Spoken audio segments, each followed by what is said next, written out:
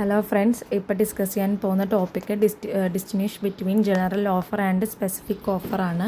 ഇതിന് ഇൻട്രൊഡക്ഷൻ പാർട്ടിലോട്ട് പോവുകയാണെങ്കിൽ ഓഫർ എന്ന് പറയുന്നത് ഒരു കോൺട്രാക്റ്റിൻ്റെ ഫസ്റ്റ് സ്റ്റെപ്പാണ്. Indian contract act section 2 clause പ്രകാരം ഒരു വ്യക്തി മറ്റൊരു വ്യക്തിയുടെ അക്സെപ്റ്റൻസ് കിട്ടാൻ വേണ്ടി എന്തെങ്കിലും ചെയ്യാൻ അല്ലെങ്കിൽ ചെയ്യാതിരിക്കാനുള്ള വില്ലിങ്സ് ആയിരിക്കുക എന്നാണ് ഓഫർ.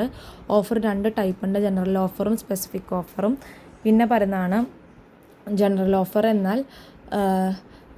എന്നാൽ പബ്ലിക്കിന് മൊത്തത്തിൽ കൊടുക്കുന്ന ഓഫറാണ്. അതായത് ആർക്കും ആ ഓഫറിൻ്റെ കണ്ടീഷൻസ് ഫുൾഫില്ല് ചെയ്താൽ അക്സെപ്റ്റ് ചെയ്യാം. സെക്ഷൻ 8 പ്രകാരം റെക്കോർഡ് ആക്ട് പെർഫോം ചെയ്യുമ്പോൾ അക്സെപ്റ്റൻസ് ഉണ്ടായാൽ അത് കൺസിഡർ ചെയ്യും. ഇതിൻ്റെ എക്സാമ്പിളാണ്, ഒരു കമ്പനി പറയുന്നു ഈ പ്രൊഡക്റ്റ് ഇൻസ്ട്രക്ഷൻ പ്രകാരം യൂസ് ചെയ്താൽ ഇൻഫ്ലുവൻസ വന്നാൽ 10,000 റിവാർഡ് തരാമെന്ന് പറയും. അപ്പം മിസ്റ്റർ കാർലി ഇൻസ്ട്രക്ഷൻ ഫോളോ ചെയ്തു, പ്രൊഡക്റ്റ് യൂസ് ചെയ്തു, എന്നിട്ട് ഇൻഫ്ലുവൻസ വന്നു, അവർ കണ്ടീഷൻസ് ഫുൾഫില്ല് ചെയ്തു, അതുകൊണ്ട് ഓഫർ അക്സെപ്റ്റ് ചെയ്തതായിട്ട് കോർട്ട് പറഞ്ഞു. ഇനിയാണ് സ്പെസിഫിക് ഓഫർ. അപ്പോൾ റിവാർഡ് കിട്ടാൻ അവർക്ക് റൈറ്റ് ഉണ്ടായെന്നാണ് ആ എക്സാമ്പിൾ പറയുന്നത്. ഇനിയാണ് സ്പെസിഫിക് ഓഫർ. സ്പെസിഫിക് ഓഫർ എന്ന് പറഞ്ഞു കഴിഞ്ഞാൽ സ്പെസിഫിക് ഓഫർ എന്നാൽ ഒരു പർട്ടിക്കുലർ പേഴ്സണിനോ അല്ലെങ്കിൽ ഒരു സ്പെസിഫിക് ഗ്രൂപ്പിനോ കൊടുക്കുന്ന ഓഫറാണ്. ആ പേഴ്സൺ അല്ലെങ്കിൽ ആ ഗ്രൂപ്പ് മാത്രം ഓഫർ അക്സെപ്റ്റ് ചെയ്യാൻ പറ്റുള്ളൂ. സെക്ഷൻ 2 ക്ലോസ് ബി പ്രകാരം അക്സെപ്റ്റ് കമ്മ്യൂണിക്കേറ്റ് ചെയ്യണം. അപ്പോൾ ഇതിൽ പറയുന്നത് വെച്ച് കഴിഞ്ഞാൽ എക്സാമ്പിൾ എന്ന് വെച്ച് കഴിഞ്ഞാൽ എ പറയുന്നു എൻ്റെ കാറ് ഞാൻ ബിക്ക് വിൽക്കാം, ഇവിടെ ബി മാത്രം അക്സെപ്റ്റ് ചെയ്യാൻ പറ്റും, സി അക്സെപ്റ്റ് ചെയ്ത കോൺട്രാക്റ്റ് ഉണ്ടാകില്ല, റീസൺ അതർ ബിക്ക് മാത്രമായിരുന്നു. അതായത് എ പറയാണ് എൻ്റെ കാറ് ഞാൻ ബിക്ക് വിൽക്കാമെന്നും ഇവിടെ ബി മാത്രം അക്സെപ്റ്റ് ചെയ്യാൻ പാടുള്ളൂ, സി അക്സെപ്റ്റ് ചെയ്ത കോൺട്രാക്റ്റ് ഉണ്ടാകില്ല, റീസൺ തന്നെ ബിക്ക് മാത്രമായിരുന്നു. അത് difference between general and offer. Specific offer പറയുകയാണെങ്കിൽ ജനറൽ ഓഫർ ആണെങ്കിൽ മെയ്ഡ് ടു പബ്ലിക്കിന് മൊത്തം കൊടുക്കുന്നു, ആർക്കും അക്സെപ്റ്റ് ചെയ്യാം, കണ്ടീഷൻസ് ഫുൾഫില്ല് ചെയ്ത് അക്സെപ്റ്റ് ഉണ്ടാകും എന്നാണ് പറയുന്നത്. സ്പെസിഫിക് ഓഫറിലാണെങ്കിൽ ഇതിൽ പറയണമെന്ന് വെച്ച് കഴിഞ്ഞാൽ പർട്ടിക്കുലർ പേഴ്സണൽ ഗ്രൂപ്പിന് മാത്രം കൊടുക്കുന്നു, അവർ മാത്രം അക്സെപ്റ്റ് ചെയ്യാൻ പറ്റുള്ളൂ, അക്സെപ്റ്റൻസ് കമ്മ്യൂണിക്കേഷൻ ചെയ്യാം. സിമ്പിളായിട്ട് പറഞ്ഞു കഴിഞ്ഞാൽ ജനറൽ ഓഫർ പബ്ലിക് ആർക്ക് വേണമെങ്കിലും പെർഫോമൻസും അക്സെപ്റ്റൻസും ഉണ്ട്. പിന്നെ സെക്ഷൻ 8 എന്ന് പറഞ്ഞു കഴിഞ്ഞാൽ സെക്ഷൻ 8 എന്ന് പറഞ്ഞു കഴിഞ്ഞാൽ സ്പെസിഫിക് ഓഫർ എന്ന് പറഞ്ഞു കഴിഞ്ഞാൽ particular person plus communication acceptance section 2 clause ബിയിലാണ്. റെലവൻറ്റ് സെക്ഷൻ എന്നാൽ 2 clause A offer, 2 clause B acceptance, 2 clause 8 acceptance by performance of condition.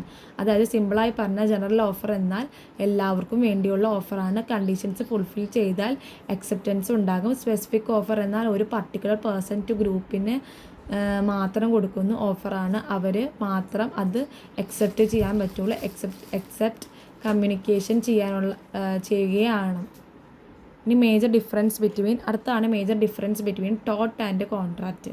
അതിൽ ഇൻട്രൊഡക്ഷൻ പാർട്ടിലാണ് കോൺട്രാക്റ്റും ടോട്ടും സിവിൽ ലോയിലെ രണ്ട് ഇമ്പോർട്ടൻറ്റ് ബ്രാഞ്ചസ് ആണ്. രണ്ട് ലീഗൽ റൈറ്റ്സും ലീഗൽ ഡ്യൂട്ടീസും സംബന്ധിച്ച ആണ്. പക്ഷേ ഇവിടെ ഒറിജിനും നേച്ചറും വ്യത്യസ്തമാണ്. കോൺട്രാക്റ്റ് എന്ന് പറഞ്ഞാൽ പാർട്ടീസ് തമ്മിലുള്ള എഗ്രിമെൻറ്റിനെ നിന്നാണ് ഉണ്ടാകുന്നത്. ടോട്ട് എന്ന് പറഞ്ഞു കഴിഞ്ഞാൽ ലോ തന്നെ ഇമ്പോസ് ചെയ്ത ലീഗൽ ഡ്യൂട്ടി ബ്രേക്ക് ചെയ്യുമ്പോൾ ഉണ്ടാക്കുന്ന സിവിൽ റോയാണ്. പിന്നെ കോൺട്രാക്റ്റ് കരാറ്, അതായത് ഇതിൽ പറയുന്നത് എന്താണെന്ന് വെച്ച് കഴിഞ്ഞാൽ കോൺട്രാക്റ്റ് ഉണ്ടാക്കുന്ന രണ്ട് അല്ലെങ്കിൽ അതിൽ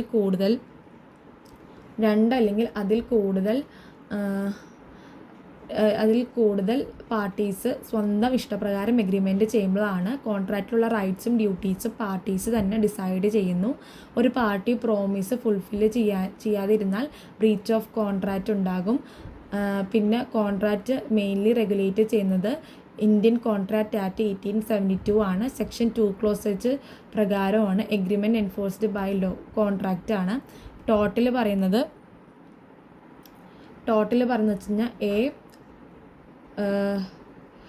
ടോട്ട് എന്നാൽ സിവിൽ റോങ് ആണ്. ഇന്ത്യയുടെ ഡ്യൂട്ടി ലോ തന്നെ ഇവിടെ ഡ്യൂട്ടി ലോ തന്നെ ഇമ്പോസ് ചെയ്യുന്നതാണ്. എഗ്രിമെൻറ്റ് വേണ്ട. ഒരാൾ ലീഗൽ ഡ്യൂട്ടി ബ്രേക്ക് ചെയ്ത് മറ്റൊരാൾക്ക് ഹാം അല്ലെങ്കിൽ ഇഞ്ചുറി ഉണ്ടാക്കിയാൽ ടോട്ട് ഉണ്ടാകും. ടോട്ട് എന്നാൽ മെയിൻലി കോമൺ ലോയും കോർട്ട് ജഡ്ജ്മെൻറ്റും ബേസ് ചെയ്തിട്ടാണ്. ഇവിടെ കോർട്ട് തന്നെ സിറ്റുവേഷൻ നോക്കി അൺലിക്വിഡേറ്റഡ് ഡാമേജസ് ഡിസൈഡ് ചെയ്യുന്നു. ഇനി മേജർ ഡിഫറൻസസ് ആണ്.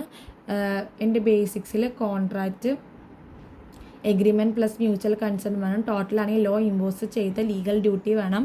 പാർട്ടീസ് ആണെങ്കിൽ കോൺട്രാക്റ്റിൽ എഗ്രിമെൻറ്റ് ചെയ്ത പാർട്ടീസിന് മാത്രം റൈറ്റ്സും ഡ്യൂട്ടീസും ഉണ്ട്. പ്രിവിറ്റി ഓഫ് കോൺട്രാക്റ്റ് ആയിരിക്കും. പിന്നെ കോൺട്രാക്റ്റിൽ ലീഗൽ ഡ്യൂട്ടി എല്ലാവരുടെയും ജനറലുണ്ട്. ലീഗൽ ഡ്യൂട്ടി എല്ലാവരോടും ജനറലി ഉണ്ട് എന്നാണ് പറയുന്നത്. പിന്നെ ലയബിലിറ്റി, പിന്നെ ലയബിലിറ്റി എന്ന് പറയുന്നത് കോൺട്രാക്ച്വൽ ലയബിലിറ്റീസ് പ്രോമിസ് ബ്രേക്ക് ചെയ്താൽ മാത്രമാണ് ലയബിലിറ്റിയിൽ. ടോട്ടലാണെങ്കിൽ ലീഗൽ ഡ്യൂട്ടി ബ്രേക്ക് ചെയ്താൽ മാത്രമാണ് ലയബിലിറ്റി. പിന്നെ ഡാമേജസ് എന്ന് പറഞ്ഞു കഴിഞ്ഞാൽ കോൺട്രാക്റ്റ് ഡാമേജസ് എഗ്രിമെൻറ്റ് അല്ലെങ്കിൽ ലോ പ്രകാരം ഡിസൈഡ് ചെയ്യും.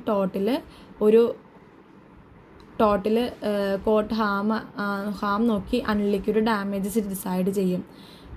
എക്സാമ്പിളാണ് കോൺട്രാക്റ്റിന് എ ബിയോട് പറയുന്നു, ഞാൻ എൻ്റെ ബൈക്ക് 50,000 വിൽക്കാം. ബി അക്സെപ്റ്റ് ചെയ്യുന്നു, ആ ബൈക്ക് കൊടുക്കുന്നില്ല. Breach of contract. ടോട്ടാണെങ്കിൽ ഒരു കെയർലെസ് ആയി കാർ ഓടിച്ച് ബീനെ ഇടിക്കുന്നു. എഗ്രിമെൻ്റ് ഒന്നുമില്ല, പക്ഷേ ആ ലീഗൽ ഡ്യൂട്ടി ബ്രീച്ച് ചെയ്തു. അത് ടോട്ട്.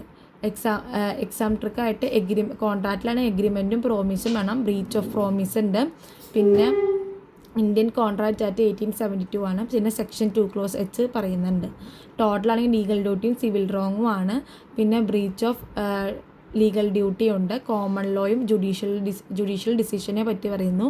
കോർട്ട് ഡിസൈഡ് ചെയ്യുന്ന അൺലിക്വിഡ് ഡാമേജസ് ആണ്.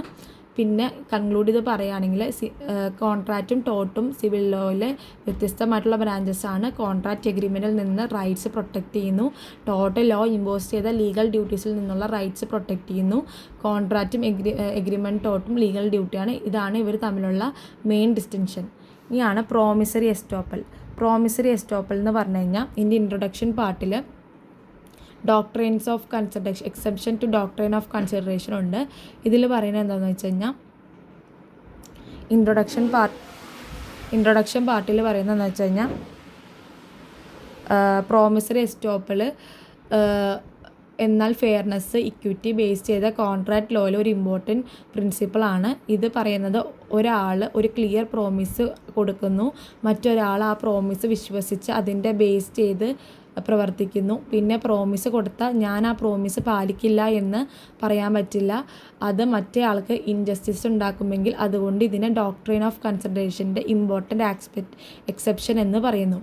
ഇനി meaning of promissory estoppel. Meaning of promissory എസ്റ്റോപ്പലിൽ പറയുന്നത് പ്രോമിസറി എസ്റ്റോപ്പൽ ഉണ്ടാക്കുന്ന ഒരാൾ ക്ലിയറും ഡിഫൈനായ ഒരു പ്രോമിസ് കൊടുക്കുന്നു, മറ്റൊരാൾ ആ പ്രോമിസ് വിശ്വസിച്ച് റിലേ ചെയ്യുന്നു. ആ പ്രോമിസ് ബേസ് ചെയ്ത് സ്വന്തം പൊസിഷൻ മാറ്റുന്നു അല്ലെങ്കിൽ ആക്ഷൻ കൊടുക്കുന്നു. പിന്നെ പ്രോമിസ് കൊടുത്ത ആൾ ആ പ്രോമിസ് വിഡ്രോ ചെയ്യാൻ ശ്രമിച്ചാൽ അത് ഇൻജസ്റ്റിസ് ഉണ്ടാക്കുന്നെങ്കിൽ കോർട്ട് അത് അനുവദിക്കില്ല. അതുകൊണ്ട് കൺസിഡറേഷൻ ഇല്ലെങ്കിലും പ്രോമിസ് എൻഫോഴ്സ് ചെയ്യാമെന്നാണ് പറയുന്നത്. ഇങ്ങനെ exception to doctrine of consideration അതിൽ പറയുന്നത് സാധാരണയായി സെക്ഷൻ 2 ക്ലോസ് 3 പ്രകാരമാണ് കൺസിഡറേഷൻ ഉണ്ടെങ്കിൽ മാത്രം പ്രോമിസ് എൻഫോഴ്സ് ചെയ്യാൻ പറ്റുള്ളൂ എന്ന് പറയുന്നത്. പക്ഷേ പ്രോമിസറി എസ്റ്റോപ്പലിൽ കൺസിഡറേഷൻ ഇല്ലെങ്കിലും പ്രോമിസ് എൻഫോഴ്സ് ചെയ്യാൻ റീസൺസ് ഉണ്ട്. മറ്റൊരാൾ ആ പ്രോമിസ് വിശ്വസിച്ച് അതിനെ ബേസ് ചെയ്ത് പ്രവർത്തിച്ചാൽ ഇപ്പോൾ പ്രോമിസ് ബ്രേക്ക് ചെയ്യുന്നത് അതിൽ ഇൻജസ്റ്റിസ് ആക്കും. അതുകൊണ്ട് കോർട്ട് ഇക്വിറ്റി ഫെയർനെസ് ബേസ് ചെയ്താണ് ആ പ്രോമിസ് എൻഫോഴ്സ് ചെയ്യുന്നത്. ഇതിൽ എസെൻഷ്യൽ എലമെൻറ്റ്സ് ഉണ്ട്.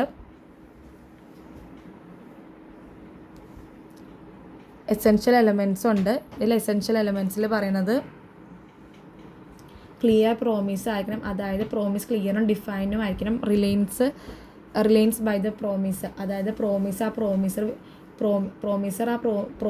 പ്രോമിസ് വിശ്വസിച്ചിരിക്കണം. പിന്നെ ചേഞ്ച് ഓഫ് ദ പൊസിഷൻ, ഡീട്രൈമെൻറ്റ്, ആ പ്രോമിസ് കാരണം പ്രോമിസ് സ്വന്തം പൊസിഷൻ മാറ്റിയിരിക്കണം, അല്ലെങ്കിൽ ഒരു നഷ്ടം ഡിട്രൈമെൻറ്റ് അനുവദിച്ചേക്കണം. പിന്നെ പ്രിവെൻഷൻ ഓഫ് ഇൻജസ്റ്റിസ് അതിൽ പറയുന്നത് കോർട്ട് അനീതി ഒഴിവാക്കാൻ വേണ്ടി കോർട്ട് ആ പ്രോമിസ് എൻഫോഴ്സ് ചെയ്യും. ഇനി എക്സാമ്പിളാണ്, ഒരു ലാൻഡ് ലോഡ് ടെനൻറ്റിനോട് പറയുന്നു നെക്സ്റ്റ് 6 months റെൻറ്റ് വേണ്ട. ടെനൻറ്റ് അത് വിശ്വസിച്ച് വീട് റിപ്പയർ ചെയ്യാൻ പൈസ ചിലവാക്കുന്നു. 6 months കഴിഞ്ഞ് ലാൻഡ് ലോഡ് പറയുന്നു ആ 6 months റെൻറ്റ് ഇപ്പോൾ കൊടുക്ക്. ടെനൻറ്റ് പ്രോമിസ് റിലേ ചെയ്ത് ആക്ഷൻ എടുത്തത് കൊണ്ട് ലാൻഡ് ലോഡിന് ആ പ്രോമിസ് നിഷേധിക്കാൻ പറ്റിയില്ല. പ്രോമിസ് എസ്റ്റോപ്പിൾ അപ്ലൈ ചെയ്തു. പ്രോമിസ് എസ്റ്റോപ്പിൾ എന്ന് പറഞ്ഞാൽ promise Reliance change of position industry കൂടുമ്പോഴാണ് പ്രോമിസ് എൻഫോഴ്സ്ഡ് ആവുന്നത്. പിന്നെ കൺസിഡറേഷൻ ഇല്ലെങ്കിലും ഫെയർനെസ് പ്രൊട്ടക്റ്റ് ചെയ്യും പ്രോമിസ്. പിന്നെ റെലവൻറ്റ് സെക്ഷനാണ് 2 Clause D ഇന്ത്യൻ കോൺട്രാക്ട് ആക്റ്റിൽ ഡെഫിനിഷൻ ഓഫ് കൺസിഡറേഷൻ പറയുന്നുണ്ട്. 2 Clause Dയിൽ കൺസിഡറേഷൻ ഡിഫൈൻ ചെയ്യുന്നതും പ്രോമിസ് എസ്റ്റോപ്പിളിന് ജനറൽ റൂൾസിന് എക്സെപ്ഷൻസ് ഉണ്ടെന്നാണ് പറയുന്നത്. കൺക്ലൂഡ് ചെയ്ത് പറയുകയാണെങ്കിൽ ഒരു പ്രോമിസ് എസ്റ്റോപ്പിൾ പറയുന്നത് ഒരാളുടെ പ്രോമിസ് മറ്റൊരാൾ വിശ്വസിച്ച് അതിനെ ബേസ് ചെയ്ത് പ്രവർത്തിച്ചാൽ പിന്നെ കൺസിഡറേഷൻ ഇല്ലായിരുന്നു എന്ന് പറഞ്ഞ ആ പ്രോമിസിൽ നിന്ന് പിന്മാറാൻ പറ്റില്ല. ഇത് ഡോക്ട്രൈൻ ഓഫ് കൺസിഡറേഷൻ്റെ ഒരു ഇമ്പോർട്ടൻറ്റ് എക്സെപ്ഷൻ ആണ്. ഇതിൻ്റെ മെയിൻ എയിം എന്ന് പറഞ്ഞാൽ ഫെയർനെസ്, നീതിയും ജസ്റ്റിസും ന്യായമായി ഉറപ്പിക്കുക എന്നാണ്. Thank you guys.